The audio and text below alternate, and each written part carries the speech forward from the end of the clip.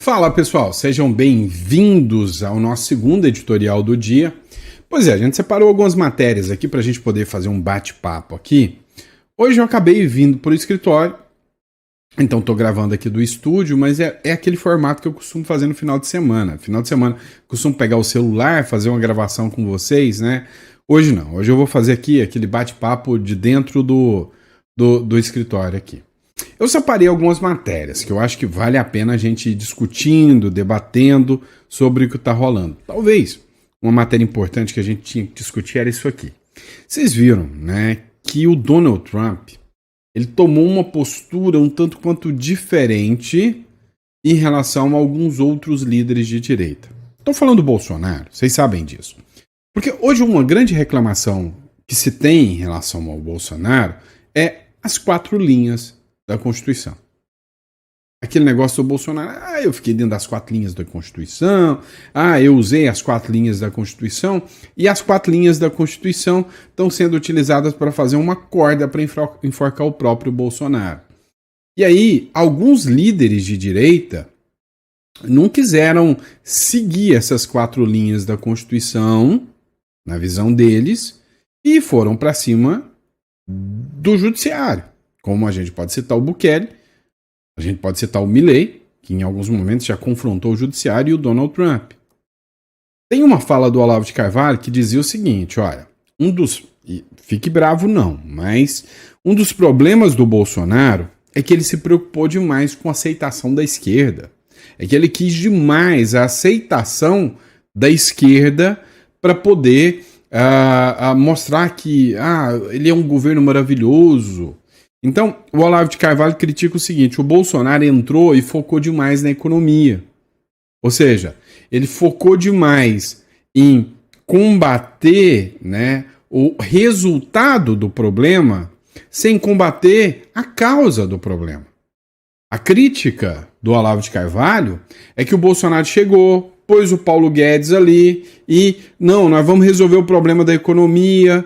E aí teve quando os caminhoneiros queriam parar, o Bolsonaro falou, não faz isso, não vai arrebentar a economia, eu vou perder a eleição. E aí a crítica é que o Bolsonaro focou demais em querer mostrar resultado e o povo brasileiro não é um povo que espera resultado, entendeu? Então, a crítica, e não sou eu que estou fazendo, essa crítica é do Olavo, que o Bolsonaro deveria ter feito o seguinte, olha, tinha que ter chegado. Primeiro colocar planos de combate ao crime organizado, planos de desdoutrinação da escola, planos para fechar toda a torneira de dinheiro público com questionamento ou sem questionamento logo no primeiro ano do governo, onde a gritaria não seria tão ouvida porque todo mundo ainda estava com um apoio muito grande ao Bolsonaro, resolver o problema do esquerdismo woke e depois partir para o plano de economia. O Donald Trump entrou agora batendo de cima disso. E tem a gritaria da turma woke. Dá uma olhada nisso aqui, tá? Após o Tribunal dos Estados Unidos decidir que tarifas são ilegais, você lembra as tarifaças do Trump? Trump diz que elas vão se seguir em vigor sim. Dane-se o judiciário. Vocês não foram eleitos para governar o país. Outro exemplo que eu posso citar. Quando o Bolsonaro nomeou Ramagem para a Polícia Federal para ir atrás do crime organizado, veio o STF e falou, não, Ramagem é amiguinho do Bolsonaro, não pode. E o Bolsonaro, então tá bom, então tá bom, se eu não posso, eu não posso. É coisa que o Trump entendeu e não comete. Mas então você tá falando que o Trump é o sabichão e o Bolsonaro era fraco? Não. Tô falando que no primeiro mandato do Trump, o Trump se lascou também. E que o Bolsonaro também.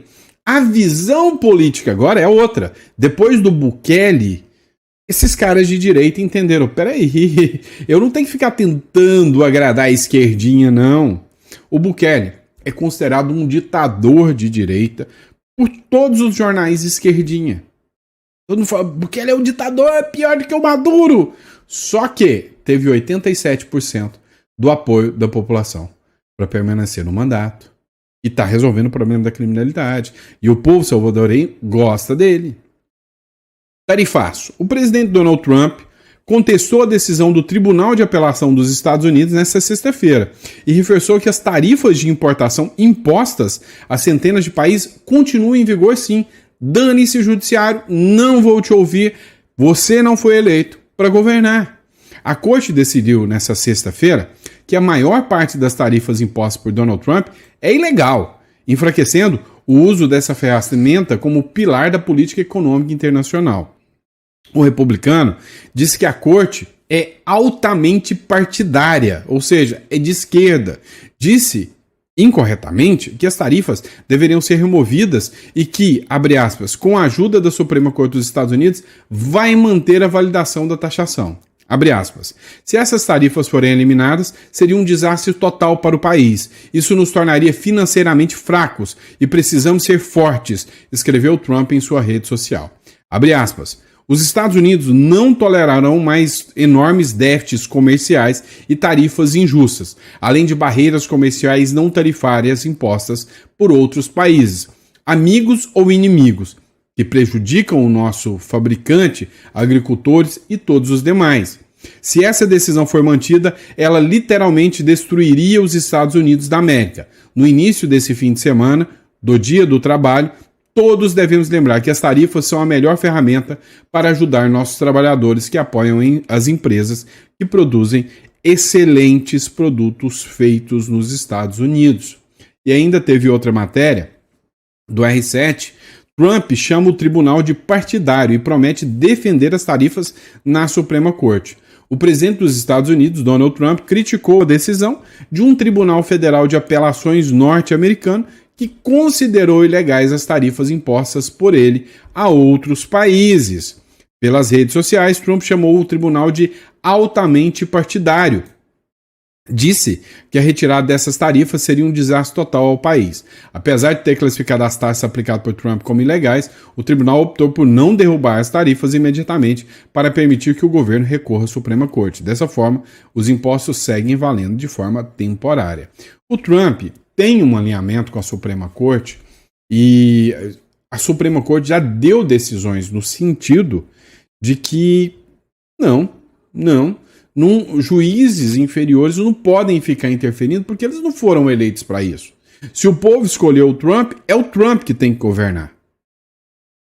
Sabe, aqui no Brasil, nós temos um problema danoso da interferência do judiciário na política, coisa que acontecia lá nos Estados Unidos também. O problema é que lá o Biden era o esquerdinha e um judiciário tomando medidas esquerdinhas. Agora, entra o Trump, de direita, e um judiciário esquerdinha tentando influenciar, e o Trump falou não. Só que a Suprema Corte lá dos Estados Unidos não é como a nossa Suprema Corte. Tá? Não é como a nossa Suprema Corte. O Bukele pegou o mesmo problema lá em El Salvador. Só que o que ele fez? Ele confrontou. Mas confrontou de forma unânime. Quer saber uma diferença que aconteceu? Você lembra do 7 de setembro? Lembra? Aconteceu um evento bem semelhante. 7 de setembro que deixou o Bolsonaro inelegível. Aconteceu um evento bem semelhante lá em El Salvador. O Nayib Bukele, com uma popularidade absurda, colocou em implementação a votação para pegar um empréstimo internacional para construir a mega operação de El Salvador, a mega prisão de El Salvador. O judiciário disse que jamais aceitaria isso. O que o Bukele fez? Conversou com o Congresso, pediu o impeachment de ministros e o Congresso topou. Chamou a população. No dia da votação, foi com a população em peso que tomou toda a Corte Suprema ali em volta e falou: agora votem, que o povo está aí de fora te assistindo, e o exército cruzou os braços. Pois é, ele foi, vamos dizer assim, antidemocrático? Se era o povo que estava lá fora? Então você entende, né, que hoje a visão dos governantes de direita estão diferentes da visão dos governantes de direita do passado. Por quê? Porque eles já não estão mais se preocupando com a opinião pública da esquerda. A esquerda tomou conta das escolas, dos jornais, dos tribunais, tomou conta por completo das mídias de comunicação. Então, hoje, você esperar que essas pessoas te aceitem, não vai acontecer. É como o Trump tomou medida agora, é como o Milley está tomando. Vai fazer, vai eliminar, vai acabar com as pautas esquerdistas que são contrárias ao crescimento do país. Não é à toa que o Milley está pegando aí, né, cenários maravilhosos na economia e vai entrar para os livros de história. A mídia está tentando bater, mas a primeira coisa é cortar, é follow the money. Tira o dinheiro das mídias esquerdistas por completo. O presidente só se manifesta pelas redes sociais. Nem um centavo para as mídias esquerdistas. Fazer um feedback completo em todos os professores para ver se eles estão aptos a estudar, a ensinar os alunos. Então, eu acho que é por aí. Se eu falei besteira, pode puxar minha orelha, tá? Agora, vamos falar de morte do Donald Trump. Pois é, a esquerda tá eufórica, porque o Donald Trump pode morrer, e a turma do amor ama isso, né? Dá uma olhada. O Léo Dias fez essa publicação aqui. Casa Branca cancela a agenda de Donald Trump. Tá, pessoal, mas o que está acontecendo? Vamos entender, né? Esses aqui são os assuntos mais comentados, né, da web. Segundo o Léo Dias, então eu sempre cito a fonte para vocês, rumores sobre a morte do presidente dos Estados Unidos, Donald Trump, se espalham pela web na madrugada desse sábado e ganharam força em meio ao cancelamento de sua agenda de compromissos no site da Casa Branca. O republicano enfrenta alguns problemas de saúde, como o recente diagnóstico de insuficiência venosa crônica, mas ainda não há informações oficiais sobre o estado de saúde, sobre o possível falecimento, né? Aí é que entra o detalhe. Ó, o Luiz Vaz também publicou aqui, né? Silêncio na Casa Branca. Rumores de morte de Donald Trump se espalham. O silêncio e mistério marcam a Casa Branca na madrugada desse sábado, após rumores sobre a morte de Donald Trump tomarem conta da internet. As especulações surgiram quando a agenda oficial do presidente dos Estados Unidos foi abruptamente cancelada, alimentando dúvidas sobre o seu real estado de saúde. Trump, que recentemente foi diagnosticado com insuficiência venosa, teve todos os compromissos suspensos e o site da Casa Branca deixou de exibir os eventos futuros. Até o momento, não há qualquer confirmação oficial sobre seu falecimento ou atualização médica, mas a ausência de informações tem impulsionado a onda de boatos nas redes sociais. Minha opinião é que provavelmente, talvez até teve algum problema de saúde, mas a esquerda tá maluca, mas tá louca que realmente o Donald Trump tenha morrido, né? Eu acho que, sinceramente, né, não há qualquer coisa nesse sentido. E cá entre nós, a gente tem que observar alguns pontos, né, sobre essa situação. Primeiro, e se o Trump morreu de verdade? E se realmente isso aconteceu? Como fica? Né? Qual é a situação acerca dessa morte do Donald Trump? E aí, pessoal, se isso aqui se confirma, se realmente o Donald Trump morreu, como que vai se suceder? Tem novas eleições? Não tem eleições? Não. Lá nos Estados Unidos, né, tem o Succession Act, tá? Presidential Succession Act. E esse é o ato que trata da sucessão no caso de morte. Você lembra que já teve casos esdrúxulos e absurdos lá nos Estados Unidos? Como, por exemplo, você lembra do presidente Kennedy, né? O John Kennedy, que foi assassinado no dia da posse, né? Ou seja, ele não exerceu nem um dia, né, do seu mandato. E aí, o Lyndon Johnson foi quem assumiu e exerceu todo o mandato presidencial até o final. Outro caso também foi o Nixon. Você lembra que o Nixon também teve uma renúncia? Isso em 74, mais ou menos, ele teve a renúncia e quando ele renunciou foi acho que o Ford, né? Não é o Henry Ford, é o Jerry Ford, se eu não me engano, tá? Que assumiu e cumpriu o mandato até o final. Então lá não é igual a regra que você tem um período onde você pode ter novas eleições. Não, lá morreu, o vice-presidente assume de imediato. E quem é o vice-presidente dos Estados Unidos? O vice-presidente dos Estados Unidos hoje é uma figura que eu acredito não seja tão mais ameno ou tranquilo que o Donald Trump. Se bem que o homem laranja, o Donald Trump é uma figura realmente polêmica. E o Donald Trump hoje tem um apelo e um apoio muito grande, né, por vários setores conservadores mundo afora. O Donald Trump impõe medo, né, em vários inimigos. Porque o Trump é um articulista, é um estrategista gigantesco. Então, com a morte do Donald Trump, quem assumiria o seu lugar seria o D.D. Vance, que é um republicano também. E aí, a postura do D.D. Vance como presidente, ela ainda não foi testada.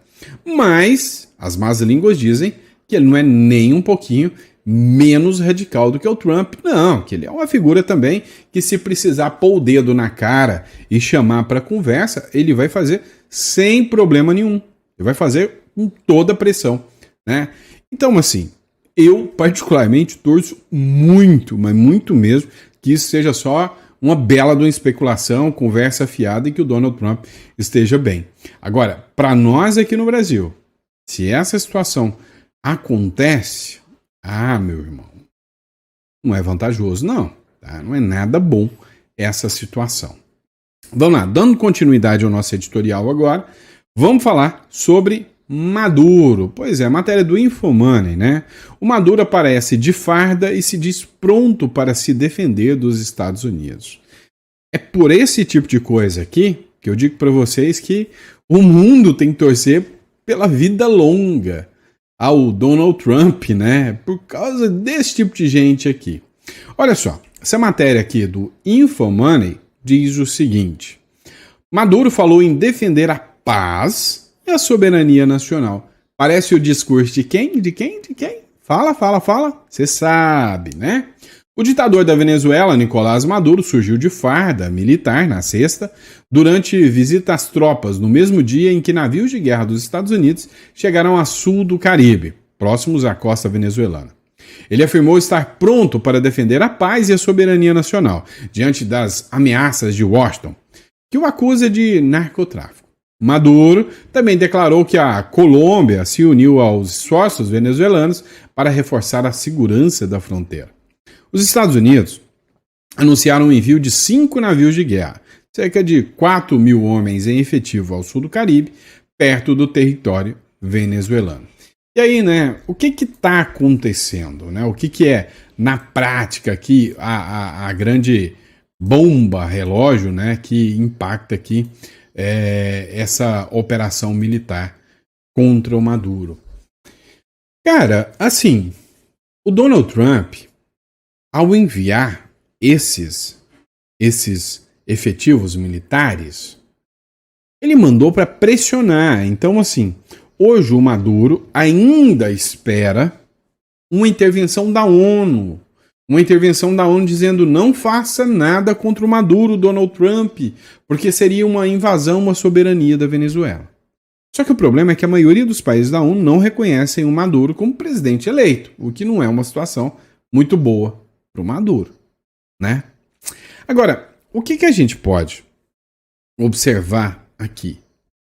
Esse impacto, né, do Donald Trump, ele vai ser a médio prazo, né? Não curto prazo, a médio prazo. Eles vão primeiro minar toda a saída e entrada de recursos da Venezuela através do poderio militar que eles colocaram lá. Ninguém vai deslocar militares, nem China, nem Rússia, nem Coreia do Norte, para vir aqui e entrar na briga do Maduro. Esses países que dependem, né, que sempre estiveram atrelados à China e ao comunismo, sempre foram feitos e utilizados de bucha de canhão. E ninguém nunca imaginou que um dia os Estados Unidos ia virar e falar: tá bom, então, tô indo com o meu porta-aviões pro Lago Paranaíba. Quer dizer, tô indo com o meu porta-aviões aí pro Caribe, né? Então ninguém nunca imaginou que isso aconteceria. Só que no tempo atual, não sei se foi a Covid, mas deixou todo mundo doido. Então, hoje, nada, mas literalmente nada me assustaria se realmente, né, mais cedo ou mais tarde o Trump entrasse lá e tirasse o Maduro. Mas o que eu entendi é que o Trump vai minar primeiro, filtrar primeiro, para depois deixar o Maduro sair sozinho. Se ele não sair sozinho, aí ele não vai esperar muito tempo também para deixar o Maduro decidir, não. Próximo bloco, vamos falar sobre isso aqui, ó. Vamos falar sobre Bolsonaro. Dá uma olhada. Essa aqui é para cair o dedão do pé, né? Ó, Moraes autoriza monitoramento policial na área externa da casa de Bolsonaro. O ministro Alexandre de Moraes, do Supremo Tribunal Federal, determinou nesse sábado que a Polícia Penal do Distrito Federal passe a realizar monitoramento presencial na área externa da residência do ex-presidente Jair Bolsonaro, que cumpre prisão domiciliar e é monitorado por tornozeleira eletrônica. Na segunda-feira, o Procurador-Geral da República, o Paulo Gonet, defendeu a ampliação do monitoramento do ex-presidente. Em documento enviado ao STF, a PGR avalia que até pode haver um aumento da fiscalização do cumprimento domiciliar, com monitoramento da parte externa da residência com câmeras, mas que não há necessidade de colocar agentes no interior da casa, como havia sugerido a Polícia Federal. E aí eu falei para vocês que Você lembra que no último editorial eu até falei para vocês, né, que o Alexandre de Moraes ia ter que tomar uma decisão, ou se ele ia do lado do Paulo Gonet e ia tentar mostrar, né, civilidade nesse caso aqui, ou ia do lado da PF e ia para um abuso, né, um absurdo, porque viola questões básicas, né, de dignidade humana. Só que olha só, a Polícia Federal tentou argumentar ainda mais, ó, citou o caso Lalau. Quem lembra aí, né? Isso é coisa antiga, isso é do tempo que eu usava fralda. A PF cita o caso Lalau, impedido por agentes dentro da casa de Bolsonaro. O ministro do STF determinou que na segurança, né, seja feita só do lado de fora, né? Citou o risco de fuga. E aí nós vamos acompanhar aqui uma matéria do Deltan Dallagnol sobre isso. Olha só. O Rodrigues destacou no ofício que a vigilância efetiva exigiria também a fiscalização de veículos e vizinhos no condomínio. Medida considerada de difícil execução e potencialmente constrangedora. Como alternativa, citou o precedente do caso juiz Nicolau dos Santos Neto, o Lalau, que uma equipe permaneceu 24 horas dentro da residência do custodiado. Ele foi morto em 2020, mas esse caso do Lalau foi lá em 90 e tanto, tá?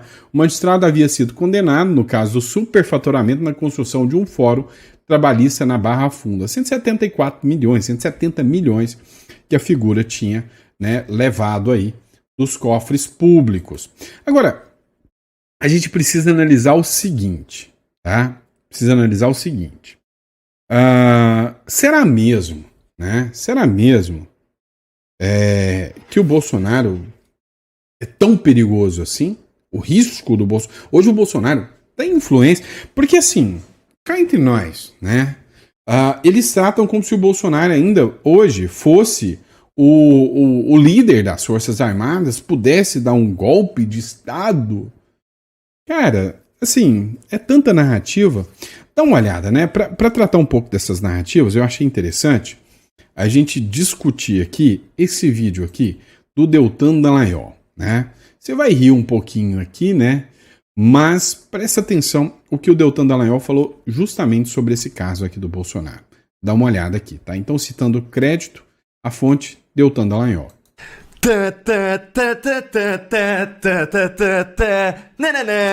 Não, gente, é palhaçada. Eu vou contar pra você agora qual que é o plano de fuga mirabolante, missão impossível do Bolsonaro que a Polícia Federal inventou pra apertar ainda mais o cerco contra o Bolsonaro. Fica ouvindo aí na sua cabeça aquela musiquinha, a musiquinha do Missão Impossível e ouve só isso. A Polícia Federal diz agora que o Bolsonaro vai fugir pulando o muro do vizinho. Gente, acredite se quiser. A Polícia Federal disse isso mesmo. Eu sei que parece mentira, então eu vou logo jogar a manchete aqui na tela pra Agildo Lula não pedir um novo inquérito contra mim por fake news nas redes sociais, não é? Olha aí o que a Mônica Bergamo publicou na coluna dela na Folha de São Paulo e presta atenção que no final eu vou te contar quem que a Polícia Federal acha que o Bolsonaro é ou quem que tá disfarçado como Bolsonaro. Olha aí. Polícia Federal teme que Bolsonaro pule muro do vizinho pra fugir do condomínio. É pra rir ou é pra chorar, hein, gente? Conta aí pra mim nos comentários. É pra rir ou é pra chorar? Sério, eu não sei qual que é a resposta para essa pergunta. É pra rir ou pra chorar? Me respondam vocês, porque se for pra rir, senta o dedo no like com força pra divertir mais gente, porque é uma palhaçada. E se for pra chorar, deixa um like aí de indignação pra mais gente se indignar conosco, porque eu realmente não sei. Segura então o seu riso ou as suas lágrimas de indignação e vamos aqui olhar essa coluna que tá inacreditável. A Polícia Federal fez o estudo do condomínio de Jair Bolsonaro com base em imagens aéreas feitas por drones e concluiu que o ex-presidente pode pular o muro com facilidade, o muro de um vizinho, e sair escondido dentro de um carro rumo à Embaixada dos Estados Unidos, onde ele pediria asilo. Com que facilidade, Polícia Federal? Com que facilidade? Um homem de 70 anos, com a barriga furada de um esfaqueamento, que fez 9 cirurgias no estômago. Como? Como o Bolsonaro vai pular um muro com facilidade? Será que ele vai participar das próximas Olimpíadas e a gente não tá sabendo? Ou que tal o Bolsonaro como o próximo grande lutador do UFC, hein? Ou o próximo vencedor de Wimbledon? Que absurdo, gente. Isso aqui é um escárnio, é uma chacota, é um deboche, é uma brincadeira com as nossas caras. Bolsonaro pulando o muro do vizinho com facilidade, pelo amor de Deus, tenha misericórdia de nós. A que ponto chegou a Polícia Federal do Lula? Olha a loucura que eles estão falando aqui, ó. De acordo com croquis feitos com base nessas imagens, a casa de Bolsonaro tem 2 vizinhos laterais e 3 vizinhos na parte de trás da residência, onde fica o jardim. Os policiais que fazem a vigilância na parte de fora da casa conseguiriam ver com facilidade qualquer tentativa do ex-mandatário de saltar os muros das casas laterais.